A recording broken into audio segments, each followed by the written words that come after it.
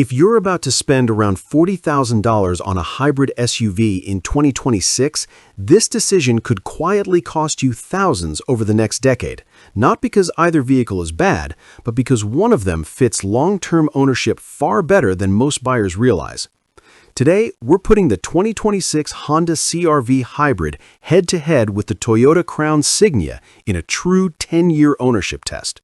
Not just horsepower, not just screens and leather, we're looking at fuel costs, depreciation patterns, hybrid system durability, maintenance exposure, and which one actually protects your money long-term in the US, UK, and Canada. This is not a dealership walk-around. This is a long-term ownership analysis based on real specifications and known hybrid track records. On paper, the Toyota Crown Signia looks more premium. It rides on Toyota's TNGA-K platform and uses Toyota's 2.5-liter four-cylinder hybrid system paired with electronic all-wheel drive. Combined output is about 240 horsepower, and EPA fuel economy in the US is rated around 38 miles per gallon combined. The Honda CR-V Hybrid uses a 2.0-liter Atkinson cycle engine paired with Honda's two-motor hybrid system. In the US, it produces 204 horsepower and is rated up to 40 mpg combined in front-wheel drive and 37 with all-wheel drive. Now here's where it gets interesting.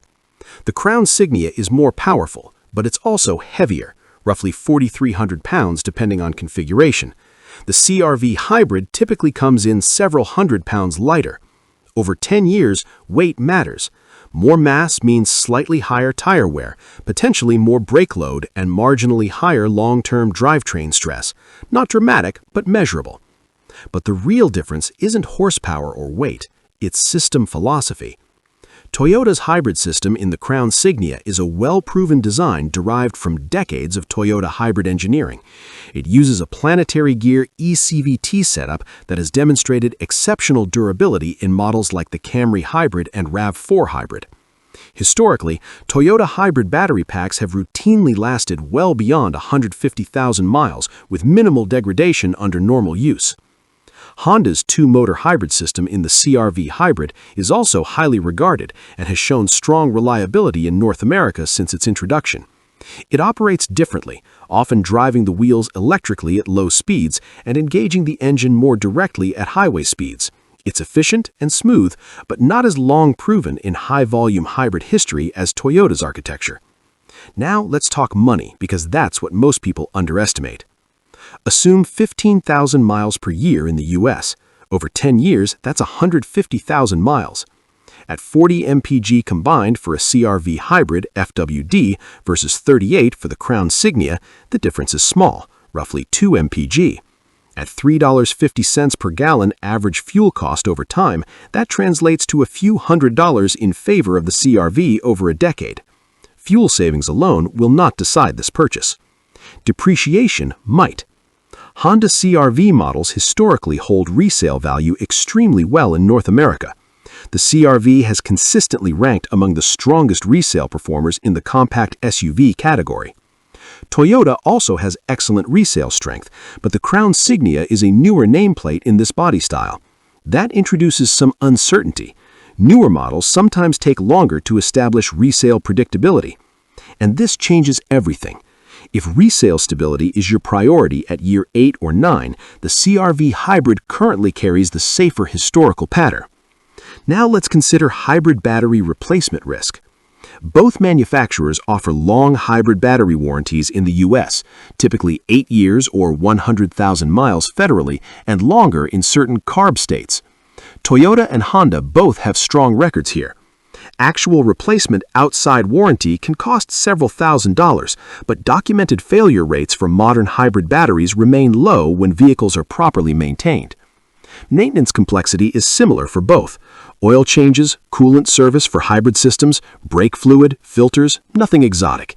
Regenerative braking reduces brake wear on both vehicles compared to non-hybrids. But here's where buyer type matters. The Crown Signia positions itself slightly more upscale. It offers a quieter ride, a more premium interior design language, and a more distinctive exterior presence. If long-distance comfort and refinement matter more than maximum cargo practicality, the Crown Signia leans in that direction. The CR-V Hybrid focuses more on functional space efficiency. Rear seat room is generous, cargo packaging is practical, and the overall layout prioritizes usability over luxury styling. Now, let's create real conflict. If you plan to keep the vehicle for 10 full years and prioritize predictable resale, broad service familiarity, and category-leading practicality, the Honda CR-V Hybrid is the safer financial play. If you want more power, a more distinctive design, and Toyota's long-standing hybrid engineering track record in a slightly more upscale package, the Crown Signia makes a compelling case, especially if you're less concerned about maximizing resale percentage and more focused on ownership comfort.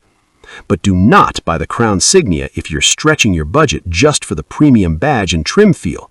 Over 10 years, insurance costs, tire replacement, and higher purchase price can narrow your financial margin. And do not buy the CR-V Hybrid if you expect it to feel like a near-luxury vehicle. It is refined, but it is engineered primarily for practicality and efficiency. So, here's the bottom line.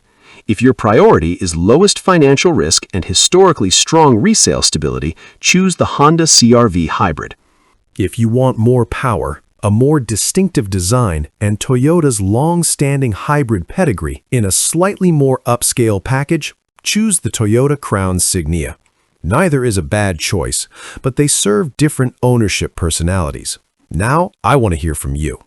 If you were signing a 10-year ownership contract tomorrow, which one are you choosing? CR-V Hybrid or Crown Signia? And why?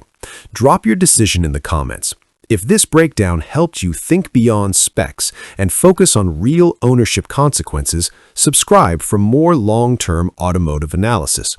I compare vehicles the way buyers actually experience them, through cost, durability, and resale reality.